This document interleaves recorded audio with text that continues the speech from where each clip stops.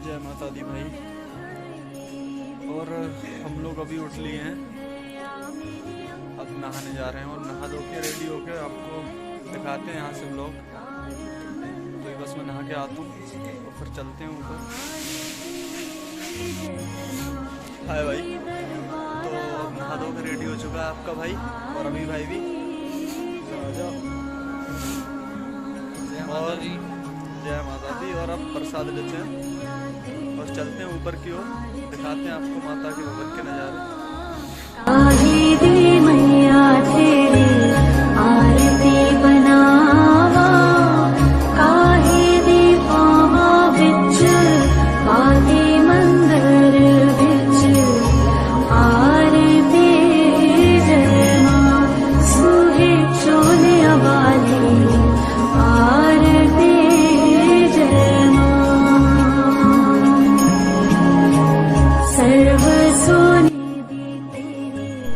तो अपने वहाँ से हम प्रसाद लेके ऊपर की ओर चल पड़े थे।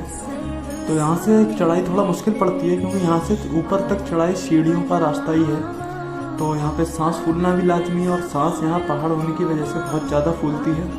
तो आपको ले चलते हैं ऊपर की ओर।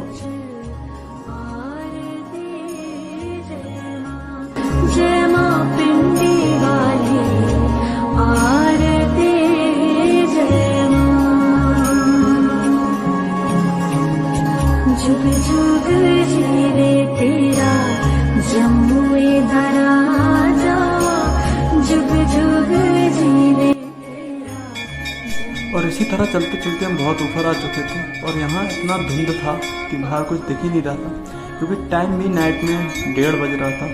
और इस टाइम हम यहाँ से काफ़ी ऊपर आ चुके थे, हमारी सांस फूल गई थी इसलिए थोड़ा यहाँ रुक लिए थे। और यहाँ से माँ के भवन का रास्ता बस कुछ ही दूर बचता है, तो चलते हैं।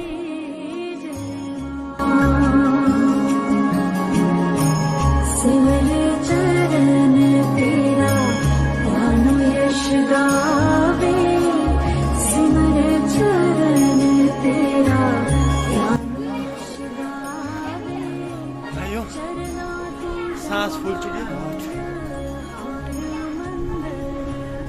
और मौसम इतना ठंडा हो रहा है बहुत ज़्यादा। सारी सीढ़ियाँ गीली हो रही हैं।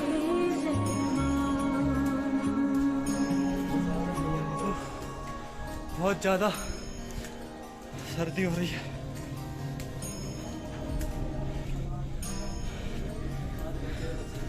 चलते हैं, बस आपको दर्शन कराते हैं, खुद भी करते हैं।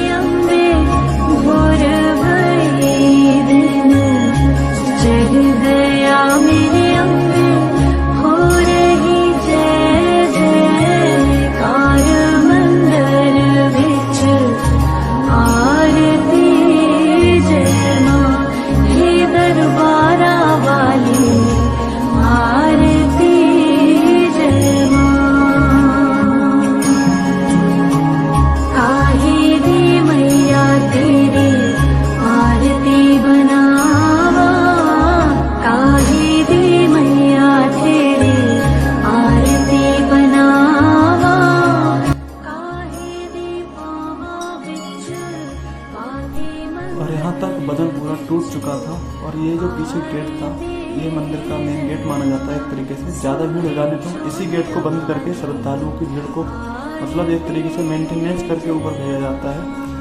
और माँ के जयकारों के साथ हम ऊपर की ओर चल दिए थे। तो थकान एक अलग तरफ है, श्रद्धा और माँ का आशीर्वाद एक अलग तरफ है। और बस अब हम दरबार से कुछ ही पीछे थे, तो आपको दर्शन कराते हैं माता के। अगर कपूर पावा आदि मंदिर विच आरती जय मां। भले ही रात का 1 बज रहा था बट माता रानी के द्वार पर भीड़ अच्छी खासी थी, भक्तजन काफी लाइन में लगे हुए थे। तो चलिए।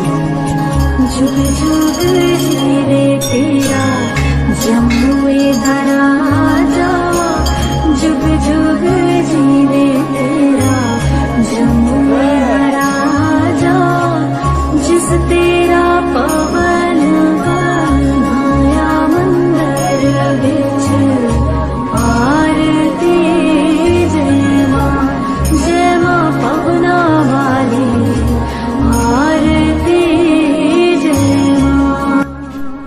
जो आप खाली रास्ता देख रहे हैं, पिछली बार भीड़ ज़्यादा होने की वजह से मैं इसी रास्ते से कूद के चला गया था, बट इस बार ऐसा नहीं करना क्योंकि ऊपर जवान लगे हुए हैं।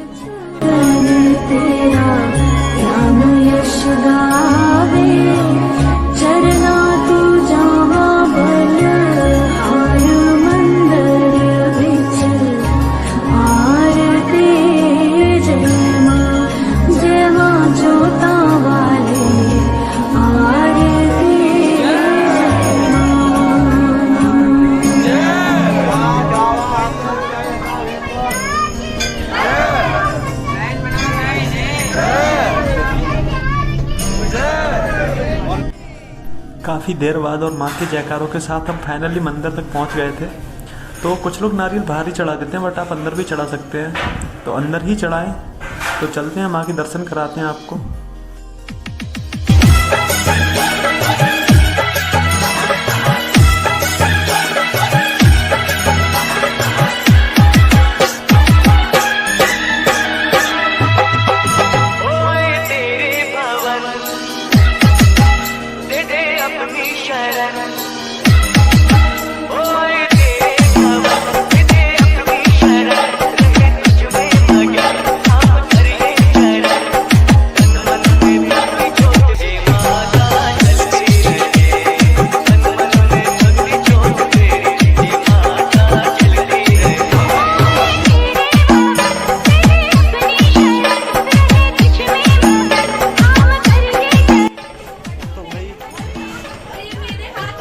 दर्शन लगी बड़े भाई अपने साथ हो गया दर्शन। बहुत बढ़िया।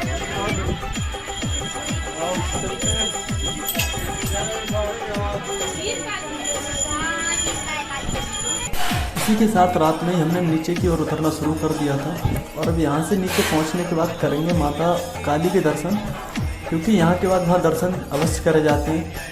तो वहाँ चल के दर्शन कराते हैं आपको।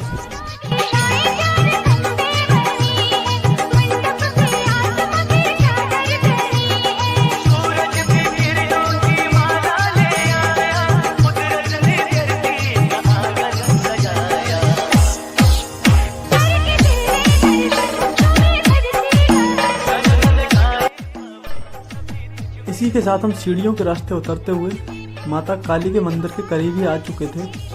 तो माता काली के मंदिर का जो प्रसाद होता है वो आप मंदिर के बाहर ही आपको मिल जाएगा, और कहीं से लेने की ज़रूरत नहीं है। तो चलिए।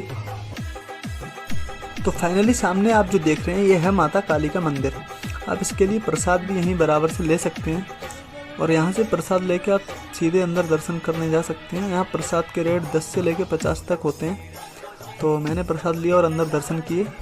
तो यहाँ आप अपने श्रद्धा अनुसार पैसे भी चढ़ा सकते हैं, और भी मतलब पहले यहाँ बलि प्रथा होती थी, अब जैसे बंद कर दिया गया। तो मैंने दर्शन किए और आगे देखिए आप।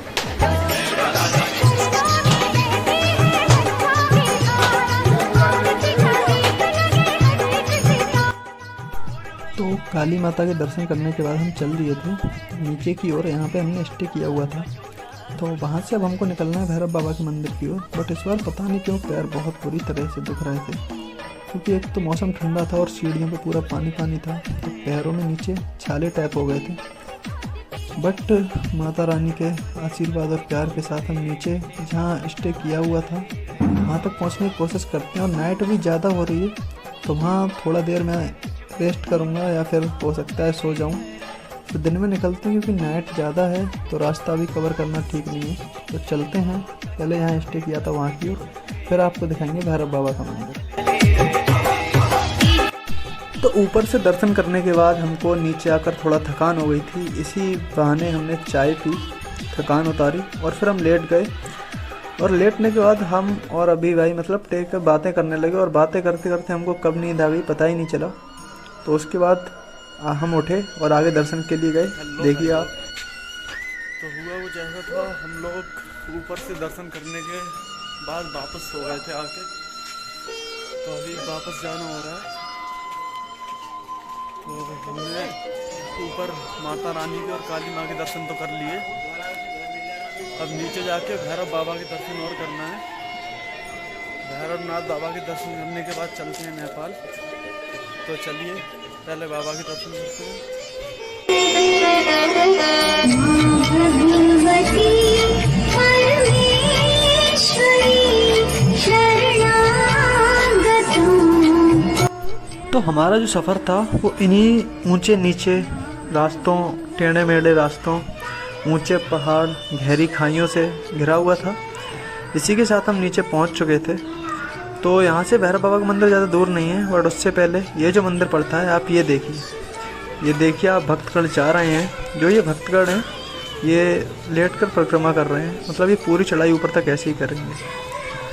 और यहाँ से बस कुछ आगे चलते ही सामने जो गेट पड़ता है वहाँ से शुरू होता है झूठे का मंदिर। ये जो आप देख रहे हैं लिखा हुआ है, झूठे के मंदिर में आपका स्वागत है।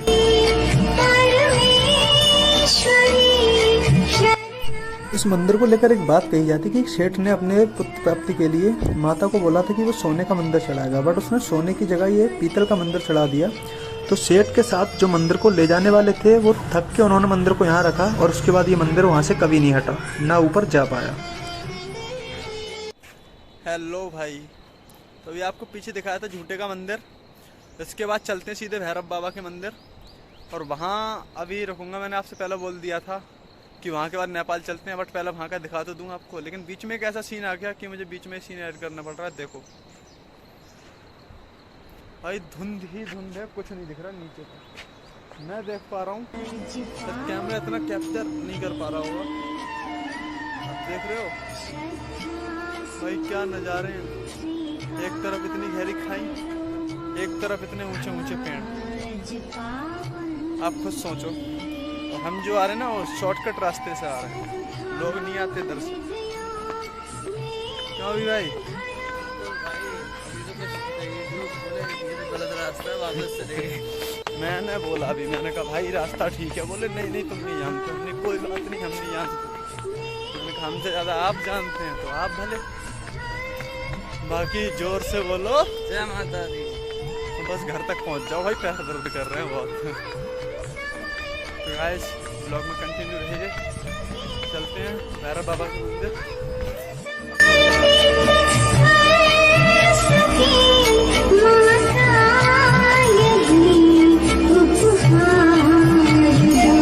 और इसी के साथ बिना रुके रफ्तार के साथ चलते हुए हम भैरव बाबा के मंदिर पहुंच गए थे। इसको प्राचीन शक्तिपीठ भी कहा जाता है भैरव बाबा का। यहाँ से कोई गुफा जाती है बताते हैं, बट हमको ज़्यादा उसके बारे में नॉलेज नहीं थी। तो यहाँ भी भीड़ इस बार अच्छी खासी थी। वैसे इस मंदिर में कभी भीड़ देखने को नहीं मिलती है, बहुत ही रेयर केस में मिलती है। तो अभी भक्तगण ज़्यादा थे तो हमने दर्शन किए। उसके बाद आप देखते हैं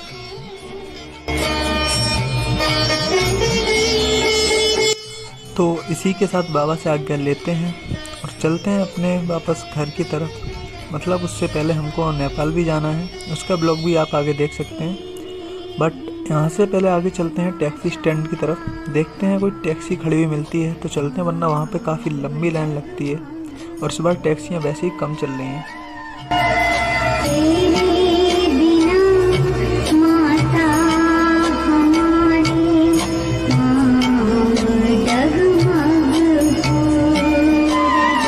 तो हम टैक्सी स्टैंड पर पहुंच गए थे और आप यहाँ भीड़ देख सकते हैं कितनी ज़्यादा है, क्योंकि टैक्सियाँ अभी सुबह का टाइम और है, 5 बजे के बाद आना स्टार्ट होती हैं। और फिलहाल अभी 6 बज रहा है बट एक भी टैक्सी नहीं है। मौसम काफ़ी अच्छा हो रहा है। तो इसी के साथ हमने जब देखा तो इधर से एक टैक्सी आ चुकी थी, बट ये तुरंत ही फुल हो गई थी। उसके बाद हमने दूसरी टैक्सी पकड़ के ये जा रहे हैं, जो आपको टैक्सी दिख रही है।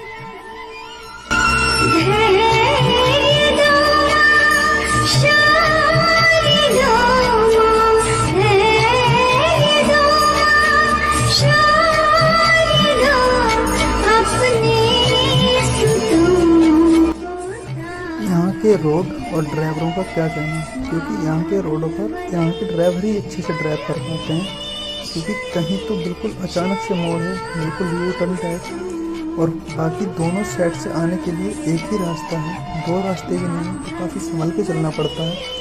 एक तरफ पहाड़ी पहाड़ है तो दूसरी तरफ खाई खाई।